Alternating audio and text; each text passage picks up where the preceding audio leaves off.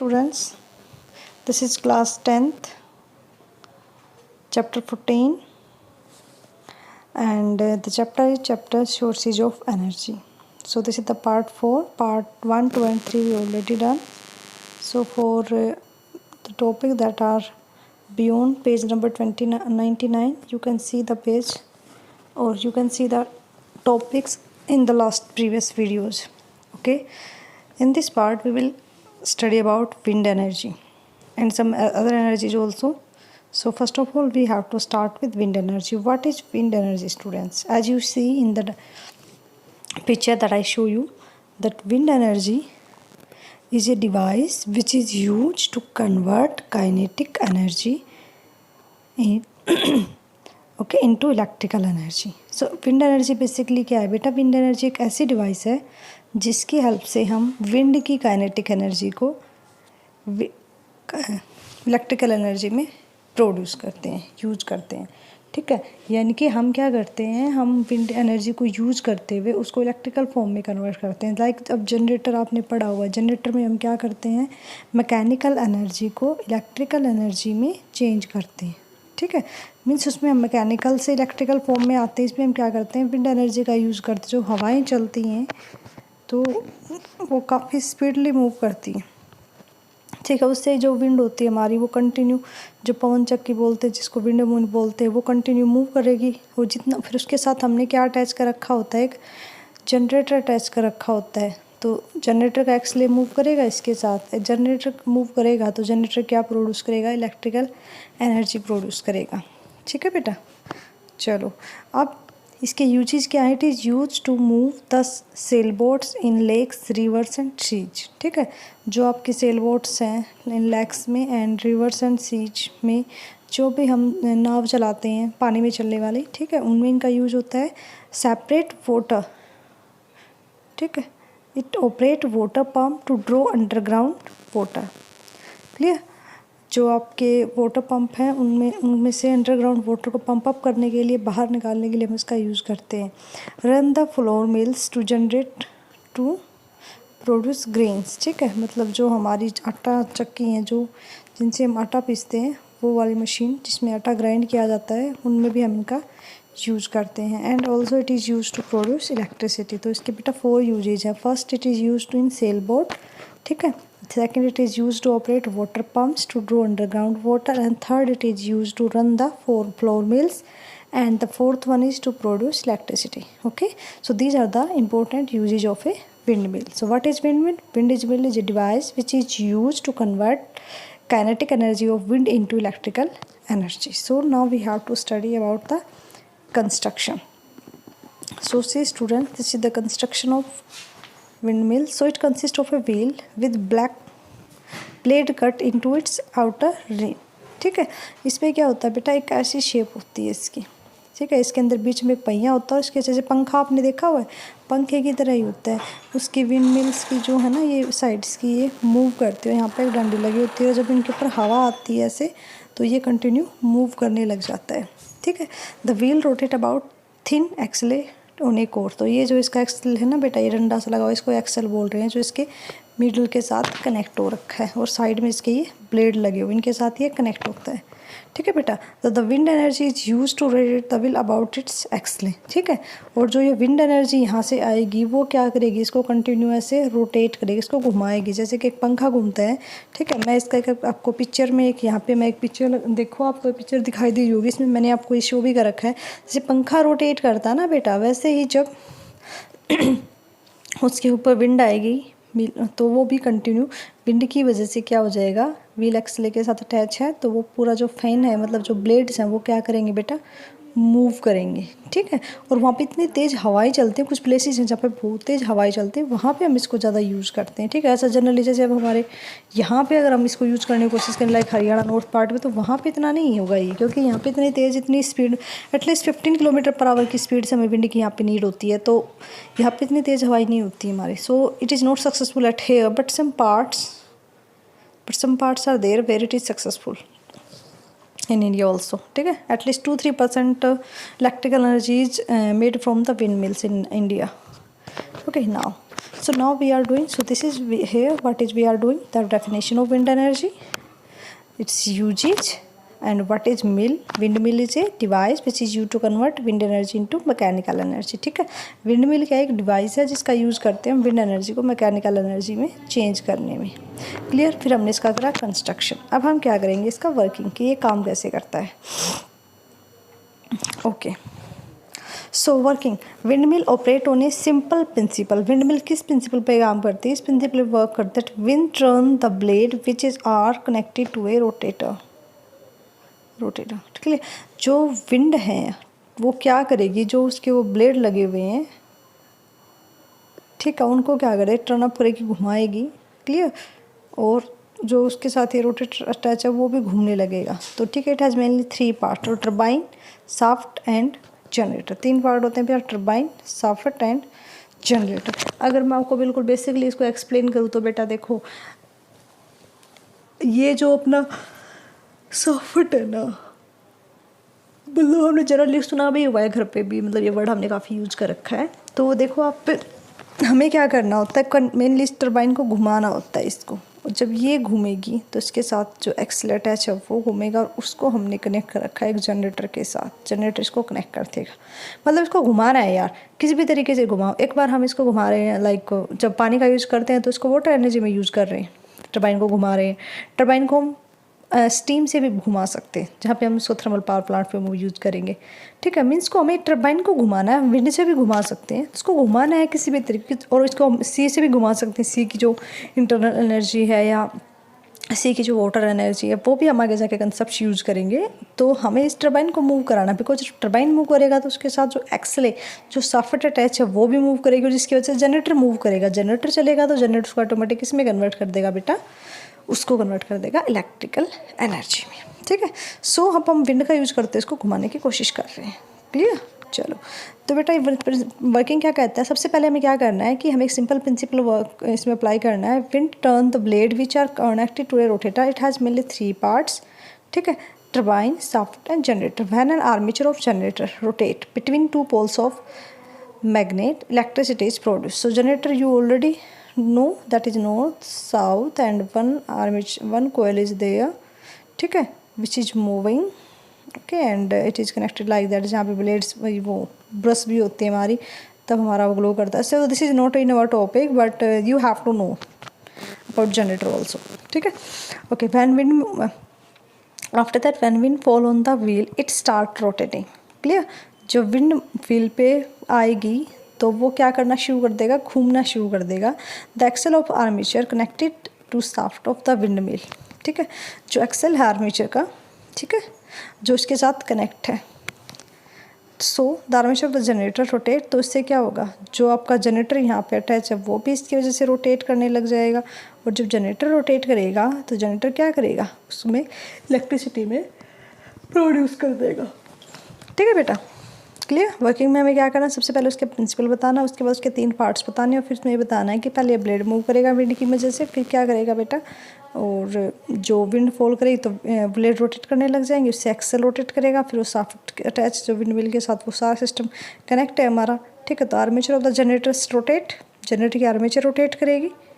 Clear. और armature ये बढ़ती है बेटा, जैसे नॉर्थ पोल और ये साउथ पोल, जब बीच में ये लगा होता है ना, ये रेक्टेंगुलर शेप का, इसी को आर्मेचर बोल रहे हैं। जब ये रोटेट, क्योंकि यहाँ पे इसके साथ ये अटैच है, यहाँ पे हमने विंड मिल लगा रखी है ऐसे ऐसे, ये हमारा नॉर्थ साउथ, ये हमारा आर्मेचर। ठीक है, ये इसके साथ शाफ्ट अटैच है, ये विंड मिल है, ये इसके साथ ऐसे अटैच है। तो जब इस पे आवाज़ चले तो ये घूमेगा, फिर ये घूमेगा, फिर ये घूमेगा, फिर ये घूमेगा, और फिर हमारा इलेक्ट्रिसिटी बनेगी। ठीक है, चलो अब इसके यूज देखो। तो यूज हमने अभी करे थे, it is use for operating water pumps, grinding, it is use to produce electricity. Clear. अब जो हमारा ये विंड एनर्जी वाला सिस्टम है, इस कंप्लीट को करने के लिए हमें बेटा विंड एनर्जी फॉर्म्स की नीड पड़ती है। मतलब एक विंड से थोड़ी ना एनर्जी पैदा हो जाएगी कि मैंने एक विंड मिल लगा ली और बहुत सारी एनर्जी बन गई। नहीं बेटा, पूरा विंड एनर्जी फॉर्म, एक फार्म बनाना पड़ता है। मतलब ऐसा एरिया सेलेक्ट करना पड़ता है जहाँ पे बहुत सारी आंधी या हवा चलती है, काफ़ी तेज़ हवाएं चलती हैं। ठीक है, तो हम वह क्या करेंगे, पूरा एरिया सेलेक्ट करेंगे। उस एरिया के अंदर क्या करेंगे, इलेक्ट्रिसिटी जो हमारी इलेक्ट्रिसिटी प्रोड्यूस करने के लिए जो हमने एक पूरा फॉर्म लगाएंगे। मतलब वहाँ पे बहुत सारी विंड मिल लगी होती है, बहुत सारी मूव कर रही होती हैं, काफ़ी सारा एरिया होता है उसमें सारे को। तो अब आपको जैसे कि आप पिक्चर में देख पा रहे हो, ठीक है, यहाँ पे देखो बेटा आप ध्यान से, इसके अंदर देखो ये बहुत सारी विंडल आपको दिखाई दे रही हैं। तो ऐसा एक रीजन जहाँ पे बहुत सारी विंड मिल इकट्ठी करी जाती हैं टू प्रोड्यूस इलेक्ट्रिसिटी।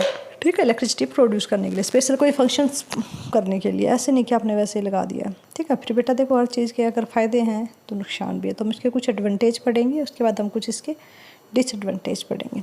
एडवांटेज क्या है बेटा, wind energy is pollution free. ये बिल्कुल बहुत प्लस पॉइंट है इसका कि वो पोल्यूशन फ्री है। It is full of cost. ठीक है, मीन्स कि it is free of cost, मतलब इसमें कोई पैसा नहीं लगता आपका।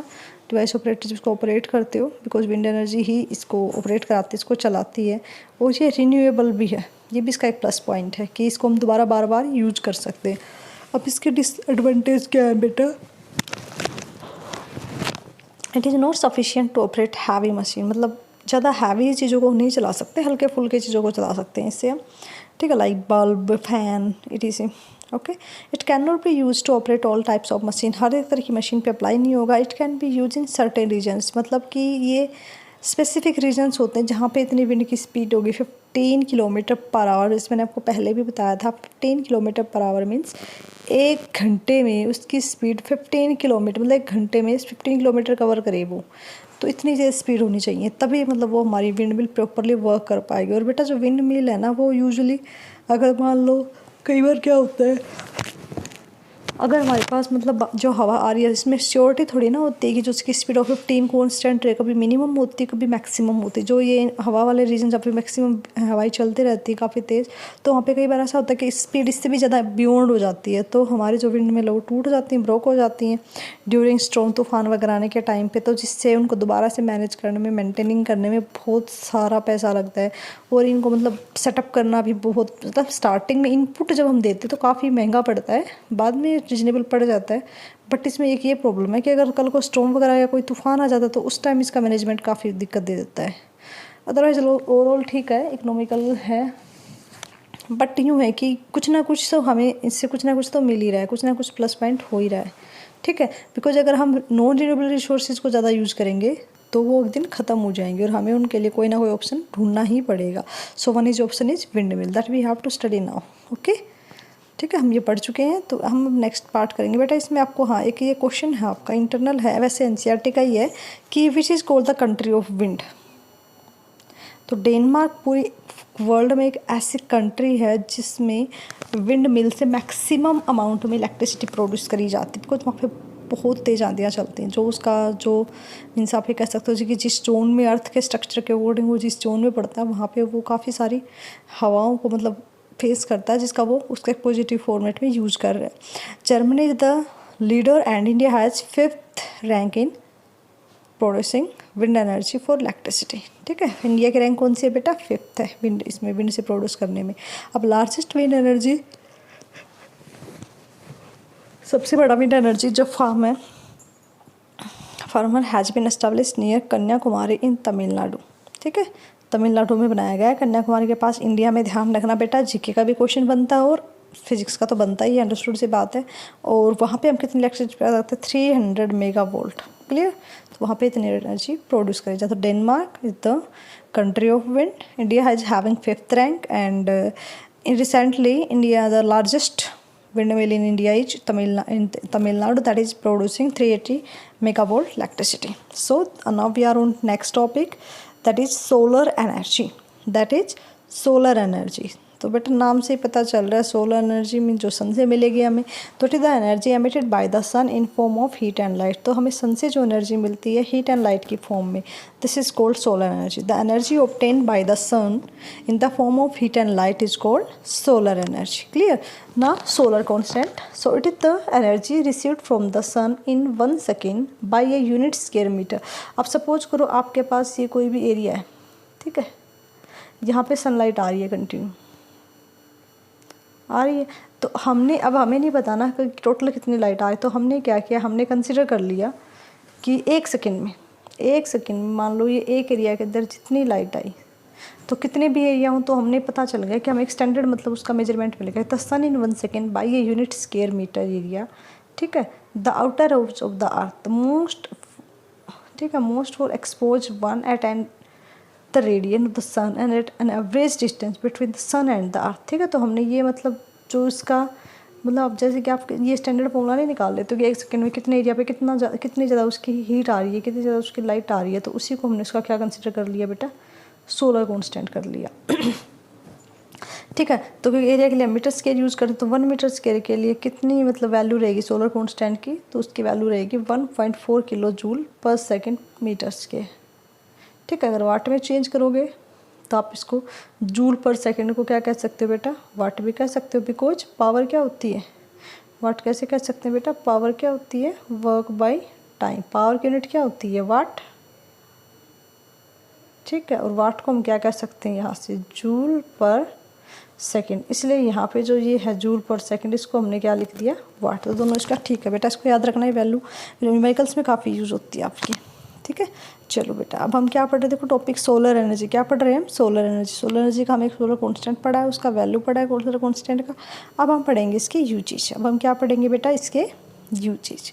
Okay, it is use for heating water, पानी गर्म करने के लिए यूज़ करते हैं, इसको हम सोलर हीटर बोलते हैं। It is use for cooking food, खाना बनाएंगे तो देखो सोलर हीटर जहाँ पे हम पानी गर्म करेंगे जिसके अंदर, सोलर कुकर जिसमें हम खाना बनाएंगे। Okay, and by green plant to make, और सबको पता ही है पेड़ तो यूज़ करते हैं सोलर एनर्जी का खाना बनाने के लिए। मतलब जो लीव्स हैं, लीव्स के अंदर जो क्लोरोफिल होता है, जो ग्रीन पिगमेंट होता है, वही क्या करता है, सन की एनर्जी को ट्रैप करता है इन the form of chemical energy को स्टोर करता है, फिर खाना बनाने में हेल्प करता है।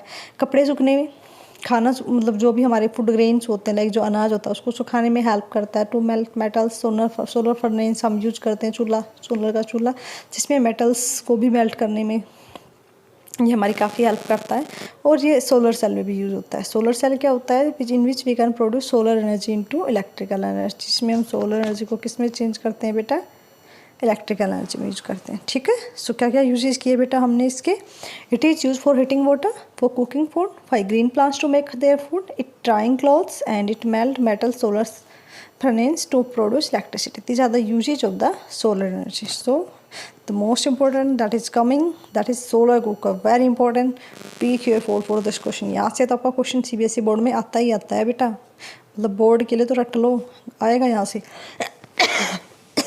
अब it is a device which use the energy to direct sun. ठीक है, तो सनलाइट से मतलब ये एनर्जी लेगा, ठीक है,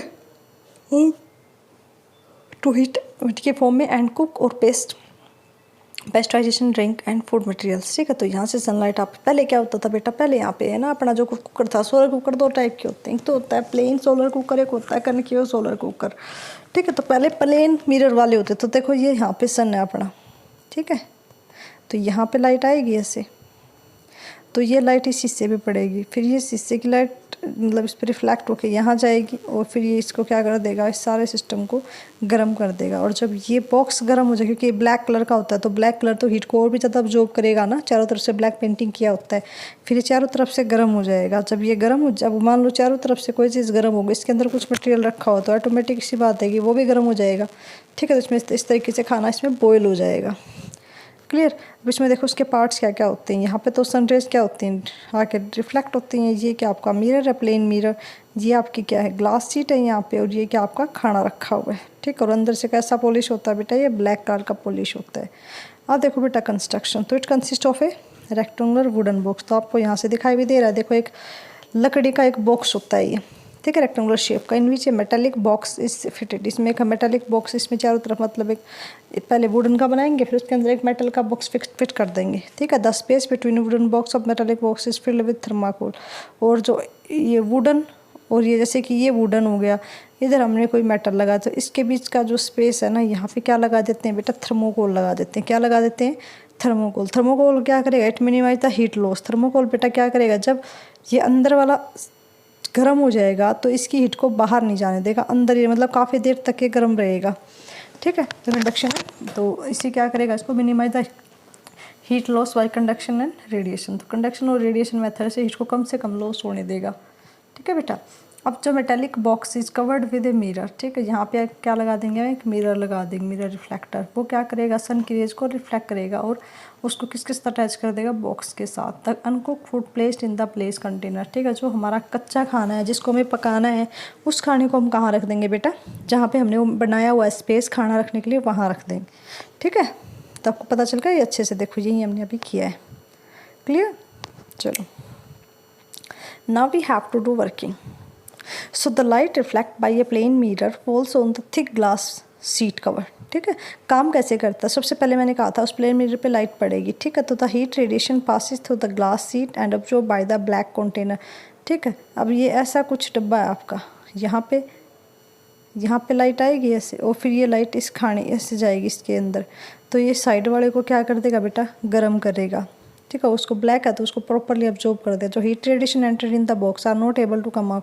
और जो इसके अंदर एक बार रेडिएशन चली जाएंगी ना बेटा, जो इसके अंदर रेडिएशन चली जाएंगी, इसके अंदर जो रेडिएशन चली जाएंगी एक बार, जैसे यहाँ से आई और फिर इसके अंदर चलते, तो ये वापस आना मुश्किल हो जाता है इनके लिए। ठीक है, थोड़ा सा अनकेपेबल है इनके लिए बाहर आना।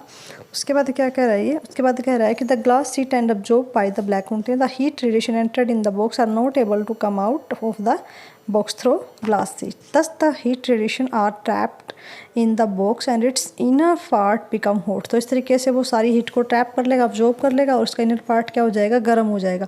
इस अफेक्ट को हम क्या कहते हैं, ग्रीन हाउस इफेक्ट। क्या कहते हैं बेटा, ग्रीन हाउस इफेक्ट। क्लियर, तो यहाँ से आपको एक नया क्वेश्चन मिल गया, what is a greenhouse effect. तो the heat radiation are trapped in the box, हमें जो भी हमने वो कांच का बॉक्स बनाया हुआ है, इसी के भी यहाँ पे ग्रीन हाउस गैस भी बनाते, वो हम बनाते हैं बेटा। क्लियर, तो इट्स इनर पार्ट, उसका अंदर का पार्ट गर्म हो जाएगा, इसको बोलते हैं हम ग्रीन हाउस इफेक्ट। तो टेम्परेचर रेंज कितनी रहेगी बॉक्स के अंदर की, 100 to 140 डिग्री। तो आप देखो 100 पे तो पानी उबलने लग जाता है, तो 140 डिग्री पे खाना भी उबल जाएगा, कोई बड़ी इशू नहीं है इसमें। ठीक है, पर हाँ इसमें एक बात है, खाने को ना मतलब उबाल सकते हैं, सिर्फ बॉइलिंग हो सकती है, हम उसमें यूँ इसको मतलब तल के नहीं खा सकते, छोंक वगैरह ये चीज़ें नहीं होंगी इसके अंदर। ठीक है, and the food is container is cooked. तो इस तरीके से जो कंटेनर में खाना रखा हुआ है वो क्या हो जाएगा, पक जाएगा बेटा। ठीक है, सो आपको समझ आ गया बेटा ये। सो वर्किंग में हमें क्या क्या करना है, जो लाइट रिफ्लेक्ट हो रही है by a plane mirror falls on the thick glass sheet cover, okay, और heat radiation pass through the glass sheet absorb by the black container, the heat radiation enter in the are not able to come out, okay, and the heat radiation are trapped in the box. बेटा listen, आप जो मैंने आपको notes provide कराए हैं, hand written notes हैं, they are the made by me. अगर आप इनको यूँ का यूँ बोर्ड में लिख के आते हो ना बेटा, कोई आपका एक पॉइंट भी नहीं काट सकता। समझ गया, बहुत अच्छे से करना है, कोई प्रॉब्लम नहीं है। आप अच्छे से अपने नोट्स बनाओ, साथ साथ स्क्रीनशॉट लो, जैसा आपका मन करे you can do it. Clear, इनको अच्छे से अपनी फेयर नोटबुक में लिखो। आप जब भी मैं पढ़ाऊँ आप साथ साथ अपने नोट्स, अपनी कॉपी पेन निकाल के बैठ जाया करो बेटा, साथ साथ नोट डाउन किया करो, इनको अच्छे से लर्न करो। और मैं खुद हर एक चीज़ को 2 या 3 बार रिपीट करती हूँ, so that it can fit in your mind. Because हमारा माइंड जितनी बार किसी बात को सुनता है ना, वो बात हमारे माइंड में उतनी ही घर करती चली जाती है। ठीक है बेटा, सो उसके बाद क्या हो जाएगा, तो सबसे पहले हमें क्या करना, वो लाइट मिरर पे पड़ेगी, मिरर के बाद बॉक्स में जाएगी, बॉक्स के बाद बाहर निकलना उसके लिए मुश्किल हो जाएगा। ठीक है, सो फिर वो अंदर हीट अब्जॉर्ब हो जाएगी। उसके बाद क्या हो जाएगा बेटा, इसके अंदर सारा अपना सिस्टम इस रेंज पे काम करता है, 100 degree centigrade to 140 degree Celsius. तो इस तरीके से हमारा खाना पक जाएगा, जो भी हमने पकाना है बॉयल हो जाए। अब देखो बेटा, इसके क्या एडवांटेज है और क्या इसके डिसएडवांटेज है। बेटा हर चीज़ के देखो एडवांटेज और डिसएडवांटेज तो होते ही हैं। तो there is no cost of cooking food in a solar cooker. Cost नहीं है कोई भी, आप एक बार बॉक्स ले और बनाते रहो, कोई पोल्यूशन नहीं हो रहा है। न्यूट्रिशंस वैल्यू भी है, सबसे प्लस पॉइंट है कि इसमें खाने की जो न्यूट्रिशंस वैल्यू है वो यूं ही रहेगी, उसमें कोई प्रॉब्लम नहीं आएगी, ठीक है। और हम आप एक टाइम पे 2 या 3 डिशेज़ में बना सकते हो। डिसएडवांटेज क्या है बेटा, सिर्फ दिन में काम करेगा, रात को काम नहीं करेगा, क्लाउडी डे में काम नहीं करेगा, ठीक है। Food cannot be cooked quickly, और इतना जल्दी खाना नहीं पकता, इसके टाइम लगता है जो इसकी कैपेसिटी है, ठीक है। तो चपाती इसके अंदर हम नहीं बना सकते, क्लियर। रोटी नहीं बना सकते हम इसके अंदर। हालांकि अब काफ़ी, अब जो आए वो काफ़ी, उनमें काफ़ी चेंज है, काफ़ी इम्प्रूवमेंट है। बट ये बुक्स आप ये देखो ना, कम से कम 11-12 साल पहले की छपी हुई बुक्स हैं, तो उस टाइम की जो चीज़ें हैं वही तो हम पढ़ रहे हैं, क्लियर। दोबारा इसमें कुछ चेंजमेंट हुआ नहीं है, हमारे सिलेबस में दोबारा से रिन्यू हुई नहीं है बुक्स, दोबारा से कुछ जो अब अपडेटेड सिलेबस है वो डाला ही नहीं गया। फिलहाल जो रिसेंटली रिसर्च हो रही है साइंस में, वो तो इसके अंदर अपग्रेड हुई ही नहीं है। तो ये उस टाइम की बातें हैं बेटा, जिस टाइम पे ये चीज़ें अवेलेबल थे। अब जो सोलर कुकर हैं वो तो काफ़ी, मीन्स आप देख सकते हो, इनसे तो काफ़ी ज़्यादा इंप्रूवमेंट है उनके अंदर, आप चपाती बना सकती हो, ठीक है। सो काफ़ी इंप्रूवमेंट है। अब जो हम सोलर कुकर यूज़ करते हैं, सोलर चूल्हे भी आते हैं अब तो हमारे पास, सोलर फर्नेस आते हैं, घरों में यूज़ भी करते हैं, ठीक है। चलो, तो बेटा ये जी है क्या, कि नाइट को काम नहीं करेगा, ठीक है। इसमें खाना जल्दी से नहीं बनेगा, तो चपाती नहीं बन सकती, और लार्ज क्वांटिटी में फूड नहीं बन सकता, क्लियर, ज़्यादा अमाउंट में। और जो cost of making solar cooker is very high, solar cooker बनाना बहुत महंगा पड़ता है, ठीक है। और इसमें खाने को हम फ्राई नहीं कर सकते, मैंने अभी बताया था आपको कुछ टाइम पहले कि इसमें खाने को हम तल नहीं सकते हैं, क्लियर बेटा। तो आपको दोनों टॉपिक्स क्लियर हो गए। आज हमने क्या क्या पढ़ा बेटा, विंड एनर्जी का फुल एक्सप्लेनेशन पढ़ा, और हमने सोलर एनर्जी का फुल एक्सप्लेनेशन पढ़ा। तो उसके बाद हम कल करेंगे बेटा इन अवर पार्ट 5, ठीक है, सोलर कॉन्सेंट्रेटर, तो हम ये नेक्स्ट पार्ट में करेंगे बेटा। So I hope this is very helpful for you. थोड़ा थोड़ा पढ़ना है, बिल्कुल अच्छे से पढ़ना है, हमें भागना नहीं है, हमें बहुत अच्छे से करना है कि कंसेप्ट को अच्छे से क्लियर करते हुए चलना है। आप अपने नोट्स बनाओ, साथ साथ इसको अच्छे से पढ़ो, clear. This is very helpful for you. So thank you so much बेटा, I hope this is clear to you. Thank you so much, take care, good luck for your exam, stay home, stay safe, take care.